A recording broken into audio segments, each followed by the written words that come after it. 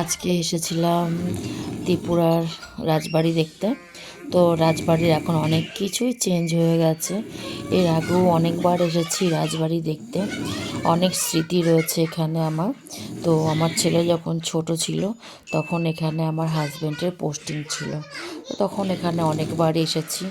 তো আমার হাজব্যান্ডের আবার যখন পোস্টিং এসেছে এখানে, তো আবার যখন আমার হাজব্যান্ডের কাছে এখানে ঘুরতে এসেছি, তো তখন ভাবলাম যে রাজবাড়িটা দেখতে আসবো না, তা তো হয় না। আমার মেয়ে তো দেখেনি।